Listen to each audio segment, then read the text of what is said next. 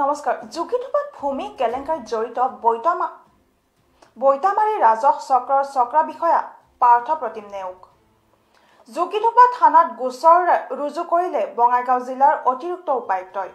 পুনৰবাৰ জনাইছোঁ, যোগীথোপাত ভূমি কেলেংকাৰীত জড়িত বৈতামাৰী ৰাজহ চক্ৰৰ চক্ৰ বিষয়া পাৰ্থ প্ৰতিম নেওগ। যোগীথোপা থানাত গোচৰ দাখিল কৰিছে বঙাইগাঁও জিলাৰ অতিৰিক্ত উপায়ুক্তই।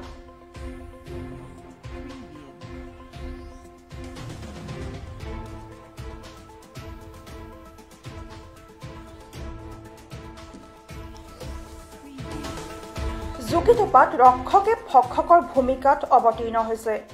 যোগীথোপাত ভূমি কেলেংকাৰীত জড়িত হৈছে বৈতামাৰী ৰাজহ চক্ৰৰ চক্ৰ বিষয়া পাৰ্থ প্ৰতিম নেওগ। যোগীথোপা থানাত গোচৰ স্বয়ং বঙাইগাঁও জিলাৰ অতিৰিক্ত উপায়ুক্তৰ। বঙাইগাঁও জিলাৰ বৈতামাৰী ৰাজহ চক্ৰৰ চক্ৰ বিষয়া আৰু লাট মণ্ডলৰ বিৰুদ্ধে ভয়ংকৰ ভূমি কেলেংকাৰী সংঘটিত কৰাৰ অভিযোগ উত্থাপিত হৈছে। বৈতামাৰী ৰাজহ চক্ৰৰ অন্তৰ্গত যোগীথোপাৰ কৰেয়া পাহাৰ গাঁৱৰ 9 বিঘা চৰকাৰী ভূমি খোদ ৰাজহ চক্ৰ বিষয়া পাৰ্থ প্ৰতিম নেওগ আৰু সংশ্লিষ্ট লাট মণ্ডল ধনেশ্বৰ চৰকাৰে নিজৰ পৰিয়ালৰ নামত পট্টাভুক্ত কৰি নাম জাৰি কৰাৰ গুৰুতৰ অভিযোগ উত্থাপিত হৈছে। ভয়ংকৰ এই ভূমি কেলেংকাৰী ঘটনা সন্দৰ্ভত বঙাইগাঁও জিলাৰ উপায়ুক্তৰ নিৰ্দেশ মৰ্মে অতিৰিক্ত উপায়ুক্ত তাহিদুৰ ৰহমানে যোগীথোপা থানাত এখন এজাহাৰ দাখিল কৰিছে। এই এজাহাৰৰ ভিত্তিত আৰক্ষীৰ ভাৰতীয় দণ্ডবিধি আইনৰ 120/164 A/169/420/409/64 ধাৰাৰ অধীনত 382/2020 নম্বৰৰ এটা গোচৰ কৰি তদন্ত অব্যাহত ৰাখিছে। উত্থাপিত অভিযোগ মতে যোগীথোপা থানাৰ অন্তৰ্গত কৰেয়া পাহাৰ গাঁৱৰ 9 বিঘা ভূমি স্থানীয় বানেশ্বৰ সূত্ৰধাৰৰ নামত একচনীয়া পট্টা হিচাপে নথিভুক্ত আছিল। প্ৰাপ্ত তথ্য মতে দাগ নম্বৰ 180 আৰু একচনীয়া পট্টা নং 16 নং উল্লেখ থকা উল্লেখিত ভূমিখিনি বিগত প্ৰায় 20 বছৰ ধৰি বানেশ্বৰৰ দখলত নাছিল। কিন্তু শেহতীয়াভাৱে যোগীথোপাত প্ৰস্তাৱিত মাল্টি মডেল লজিষ্টিক পাৰ্ক নিৰ্মাণৰ কাম আৰম্ভ কৰাৰ যো-জা চলি থকা সময়তে উক্ত ভূমি ৰাজহ চক্ৰ বিষয়া পাৰ্থ প্ৰতিম নেওগ আৰু লাট মণ্ডল ধনেশ্বৰ মণ্ডলে কৌশলেৰে নিজৰ আত্মীয়ৰ নামত নাম জাৰি কৰি লয়। অভিযোগ মতে 20 বছৰ ধৰি দখলত নথকা উক্ত ভূমি NR কেছ যোগে চৰকাৰী কৰাৰ পৰিৱৰ্তে ৰাজহ চক্ৰ বিষয়া আৰু লাট মণ্ডলে বানেশ্বৰৰ পত্নী শান্তিবালা সূত্ৰধৰ আৰু পুত্ৰ বিজয় সূত্ৰধাৰৰ নামত 11 জুনত নাম জাৰি কৰে। বাকীখিনিতো কেনে হ'ব, মানে সি হ'ল এই লাটৰ মণ্ডল। সি যদি নিজে বদমাইশি কৰে তে পাব্লিকে ক'ত যাব, কি কৰিব, এইটোতো উচিত বিধি ব্যৱস্থা মানে চৰকাৰে ল'ব লাগিব। এইটোৱে আমাৰ কথা। সূত্ৰধৰ সৈনিক আছিল বুলি আমি জানো বা শুনছোঁ, কিন্তু মানুহজনক আমি দেখা নাই বা কোনোদিন সি অহা নাই। আৰু যদিও আহিছিল আমাৰ লগত হয়তো মোকাবিলা হোৱা নাই। আমি শুনছোঁ যে ইয়াত বানেশ্বৰ সূত্ৰধৰৰ মাটি আছে।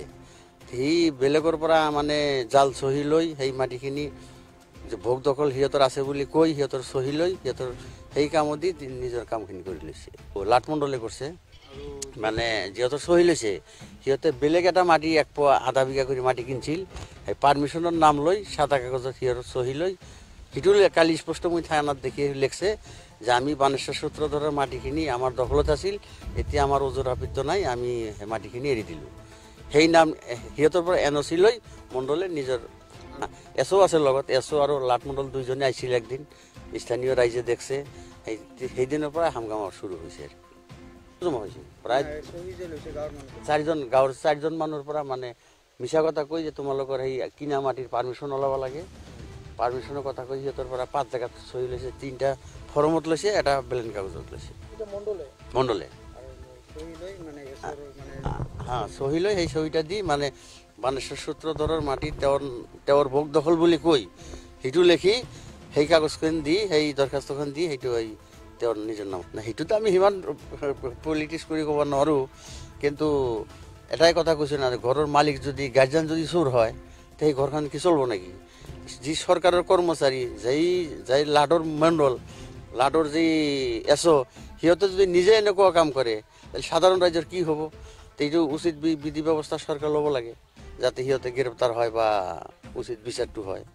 এইটোৱে আমাৰ কথা। কি ক'ম, মানে আপুনি যিটো কৈছে সেইটোৱে, মানে ঘৰৰ মালিক যদি চোৰ হয় তো বাকীখিনিতো কেনে হ'ব? মানে সি হ'ল এই লাটৰ মণ্ডল। সি যদি নিজে বদমাইশি কৰে তে পাব্লিকে ক'ত যাব, কি কৰিব?